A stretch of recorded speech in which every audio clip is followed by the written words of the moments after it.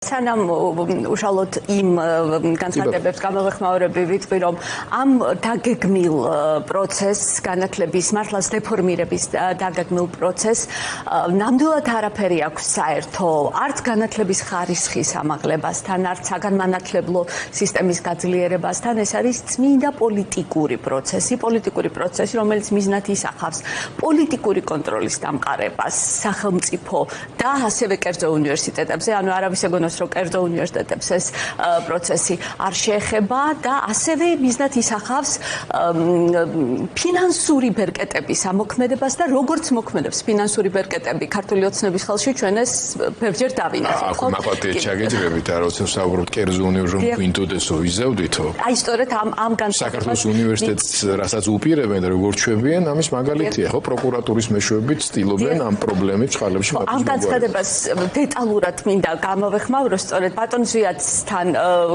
ყველას ჩვენ სფეროში გვაკავშირებს გარკვეული თანამშრომლობა, როდესაც ის რუსთაველის ფონდის დირექტორი იყო და ვერ ვიტყვით, რომ იქ რამე პრობლემები იქნებოდა, ფონდს მართავდა ისე, როგორც ეს ჩაფიქრებული იყო თავისთავად ფონდის შექმნის პროცესში 2005 განათლების რეფორმის პირველ ტალღაზე.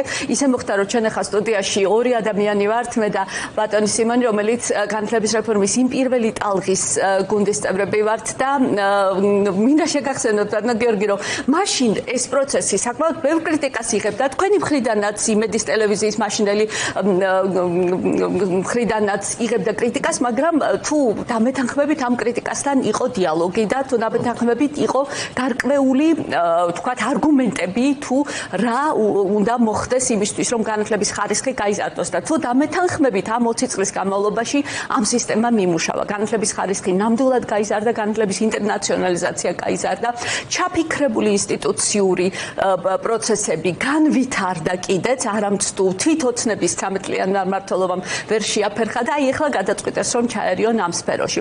ანუ ერთი ძალიან საგულისხმო მომენტი მომხდა კურსში, რომ გვინდოდა სახელმწიფო უნივერსიტეტების დახურვა, ამას ავტორიზაცია აკრედიტაციის გზით გავაკეთებდით. საქმეც იმაშია, რომ იყო ასეთი მომენტიც, როდესაც კონკრეტულად ილიას სახელმწიფო უნივერსიტეტის წინააღმდეგ იყო გარკვეული არა სათანადო გადაწყვეტილებები განათლების ხარისხის მართვის ეროვნული ცენტრის მიერ და იქ აკადემიურმა საზოგადოებამ საბოლოოდ მიიღო სამართლიანი გადაწყვეტილება. სწორედ იმიტომ, რომ ავტორიზაციის და აკრედიტაციის პროცესი იმ თავითვე ჩანაფიქრშივე, განათლების რეფორმის ჩანაფიქრშივე არ არის სახელმწიფოს მიერ კონტროლირებადი. მისი ბერკეტები არ აქვს სახელმწიფოს, მისი ბერკეტები აქვს აკადემიურ საზოგადოებას, ექსპერტებს, მათ შორის ქართველ ექსპერტებს, საერთაშორისო ექსპერტებს. ყველა, ვინც დღეს უნივერსიტეტში მუშაობს, იცის, როგორი რთული შრომატევადი პროცესია, როგორი კვალიფიციური ექსპერტების ჩართულობით ხორციელდება, როგორც ქართველი, ასევე უცხოეთიდან მოწვეული ექსპერტების ჩართულობით და როგორც დამტკიცდა ამ პროცესზე არ აქვს ამდენი ზეგავლენა სახელმწიფოს, კონკრეტულად სამინისტროს. შესაბამისად, ანუ ეს განცხადება ვერ უძლებს კრიტიკას. ავტორიზაცია აკრედიტაციის გზით რომ მოენდომებინათ დახურვა, მაშინ მათ თავისი თათი უნდა დაედოთ განათლების ხარისხის მართვის ეროვნული ცენტრის პროცესზე. შესაბამისად, ეს მცდელობაც გვინახავს, მაგრამ ამ გზით არ ხდება სახელმწიფო უნივერსიტეტების დახურვა, ეს ერთი. ეხლა რაც შეეხება სოკოებით მომრავლებულ ფაკულტეტებს. საქმე ის არის, რომ ეს ფაკულტეტები როდის მომრავლდა სოკოებით, როგორც ჭალებში, რა თქმა უნდა, როდის გაიზარდა ფაკულტეტების, უпростоრად პროგრამების და ფაკულტეტი არ არის ამ შემთხვევაში სწორი ტერმინი, პროგრამების, საგანმანათლებლო პროგრამების რაოდენობა როდის გაიზარდა, ან როდის რითი დარეგულირდება პროგრამების რაოდენობა. ისევ და ისევ ეს რეგულირდება პროგრამული აკრედიტაციის მეშვეობით და პროგრამული აკრედიტაცია არის კიდეც აი იმ 20 წლის წინ ვარდების რევოლუციის ტალღაზე ლომაიას რეფორმების ფარგლებში დაწყებული პროცესი. და თუ კი რომელიმე უნივერსიტეტი სულ ერთია რა ტიპის უნივერსიტეტია და უნივერსიტეტი მულტიპროფილური დაწესებულება, უნივერსიტეტს შეუძლია და აქვს უფლება, რომ მრავალი სხვადასხვა პროფილის საგანმანათლებლო პროგრამა შესთავაზოს მომხმარებელს, სტუდენტებს, ხო? თუ კი უნივერსიტეტი აკმაყოფილებს ავტორიზაციისა და პროგრამული აკრედიტაციის კრიტერიუმებს, მაშინ უნივერსიტეტს სრული უფლება აქვს კონდეს ეს პროგრამა.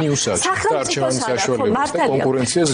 კონკურენციას და ასევე ინტერდისციპლინარობას და საერთაშორისო ინტეგრაციას. სახელმწიფოს არ აქვს უფლება ამაზე კონტროლისა.